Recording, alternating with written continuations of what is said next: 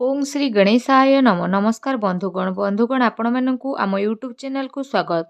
Friends आज video आम आपण मानकु कहबाकू जाउछु आपणक पई विशेष भावरे आगामी ए 2 दिन संपूर्ण स्थिति विषय रे जदि एठी विशेष रूप रे आम आपणकु कहबू तो आगामी 2 दिन रे किपरि रहिबो स्थिति किपरि आपणकर समय को प्लानिंग करिवे क्यों सब क्षेत्र रे आपणकु सावधानीता अवलंबन करबाकू पड़िबो क्यों सब क्षेत्र रे आपणकु लाभ प्राप्त हेबो आपणकर भाग्यर स्थिति किपरि रहिबो क्यारियर स्थिति किपरि रहिबो ए दिन विशेष भाव में आपणक पई किपरि रहिबो क्यों क्यों जिनिस रे आपणकु फायदा हेबो क्यों सब जिनिस रे आपणकु सावधानीता अवलंबन करबाकू पड़िबो आपणकर लव लाइफ किपरि रहिबो क्यारियर किपरि रहिबो बिजनेस आउ व्यापार किपरि रहिबो एवं स्वास्थ्यर महत्वपूर्ण इनफॉरमेशन मध्य कहिबू आउ वीडियो शेष रे आमे आपण माननकु उपाय विषय मध्य कहिबू जहाद्वारा आपण ए दिन को आहुरी अधिक शुभ आउ मंगलदायक करिपारिबे।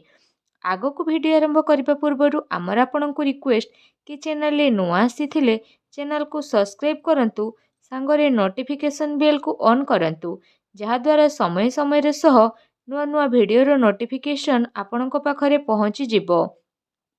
आसंतु जानिबा किपरि रहिबो आपणक पई ए दिन तो सबुठारु प्रथमे कहिबा कि कौन आपणक पई स्थिति पॉजिटिव रहिबो जदि आपण व्यवसाय करूछंती बा आपण चाकरी करिबा पई चाहुछंती तो निवेश पई आपण अवसर प्राप्त करिवे एहा आपणकर आर्थिक निवेश पई भल मध्य हेबो जहाद्वारा आपणकु आर्थिक लाभ प्राप्त हेबार बहुत भल स्थिति मिलिबो भाग्य आपणकु भल साथ देबो आउ काम कार्य क्षेत्र रे आपणकु भल सफलता मध्य प्राप्त हेबो ता सहित चल अचल संपत्ति दृष्टि निवेश करिबा आपणक पई बहुत ही शुभ भरे साब्यस्त हेबो सेथिपई समय आउ परिस्थिति को देखि निवेशर अवसर को खोजी नियंतु जहाद्वारा आपणकु सफलता तो प्राप्त हेबो आउ आर्थिक स्थिति मध्य काफी मजबूत रहिबो ता सहित अप्रत्याशित आय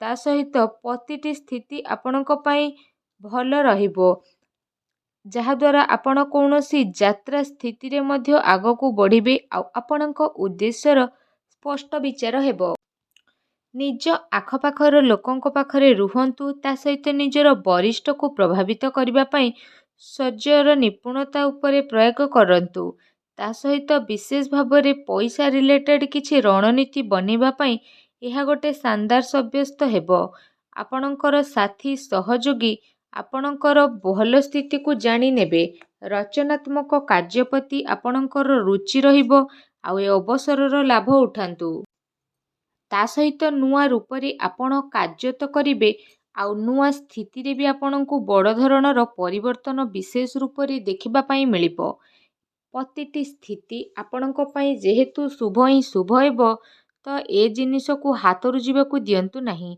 निज रचनात्मकता द्वारा आपण निजर कार्य क्षमता द्वारा अन्य को आपण विशेष भाव में प्रभावित करिवे कार्य क्षेत्र रे तो लाभ मिलिबो आकस्मिक लाभ मध्य मिलिबो आसंतु जानिबा आपणक पई कोन नेगेटिव रहिबो घरोई समस्या को समाधान करिबा द्वारा स्थिति आपणक पई शुभ भला साब्यस्त हेबो निजे निज उपरे भरोसा करंतु तथा निजर घर परिवार सदस्यों उपरे विश्वास करंतु कौनसी अन्य व्यक्ति उपरे भरोसा करंतु नहीं अन्यथा प्रोब्लेम आसी पारे ता सहित पारिवारिक स्थिति तो चिंतापूर्ण रहिबो जो कारण पई आपणकर विशेष रूप रे जदि कहिबा स्थिति रे परिवर्तन आसीबो आपसिक संजोग बनेइके रखंतु जणे आउ जनको उपरे विश्वास करिके काम करंतु निजर दायित्व को लिभेबार पूरा प्रयास करंतु माता पितांक सह संबंध भल रहिबार स्थिति रहिछि एपरि व्यक्ति पाखकू जातु जहाँ को जरूरत रही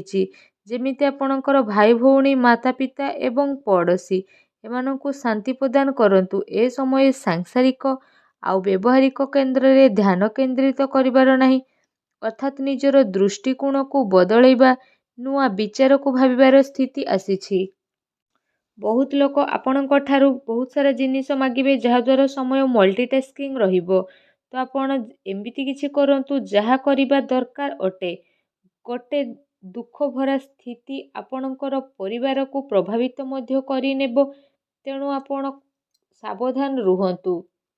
ଜରୁରୀ କାମକୁ ଆପଣ ବିଶେଷ ଭାବରେ କରିବା ପାଇଁ ଚେଷ୍ଟା କରନ୍ତୁ। ନକାରାତ୍ମକ ବିଚାର ଠାରୁ ଆପଣ ଦୂରେଇ ରୁହନ୍ତୁ, କାରଣ ଅଧିକାରୀଙ୍କ ସହ ବାଦବିବାଦ କରିବା ଠାରୁ ଦୂରେଇ ରୁହନ୍ତୁ। ଏହା ଆପଣଙ୍କ ପାଇଁ ଶୁଭ ରହିବ। ଆସନ୍ତୁ ଜାଣିବା ଆପଣଙ୍କର ଲଭ୍ ଲାଇଫ୍ କିପରି ରହିବ।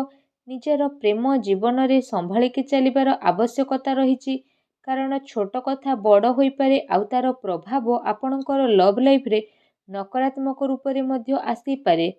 ନିଜର ପ୍ରେମ ପାଇବା ପାଇଁ ଇଚ୍ଛା ତ ପୂରି ହେବ, ତା ସହିତ ଆପଣଙ୍କ ଜୀବନରେ ଏମିତି ଜଣେ ବ୍ୟକ୍ତି ଆସିବେ ଯିଏ ଆପଣଙ୍କୁ ବହୁତ ଭଲ ପାଇବେ ଆଉ ଆପଣଙ୍କୁ ସପୋର୍ଟ ମଧ୍ୟ ପ୍ରଦାନ କରିବେ।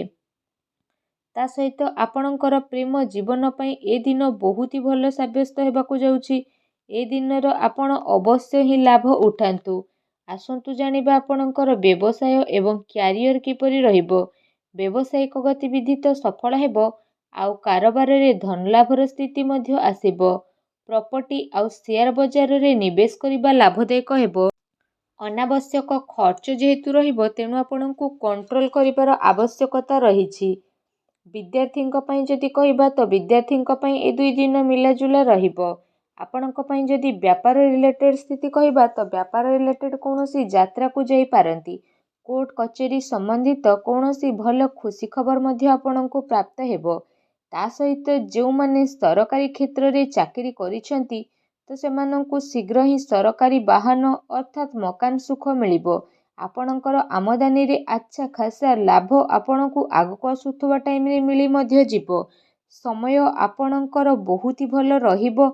ତା ସହିତ ସରକାରୀ କ୍ଷେତ୍ରରେ କାଫି ଫାଇଦା ହିଁ ଫାଇଦା ପ୍ରାପ୍ତ ହେବ। ନିଜର କାର୍ଯ୍ୟ ପାଇଁ ଆପଣ ସ୍ୱୟଂ ଉପରେ ନିର୍ଭର କରନ୍ତୁ, ଅନ୍ୟ ଉପରେ ନିର୍ଭର କରନ୍ତୁ ନାହିଁ।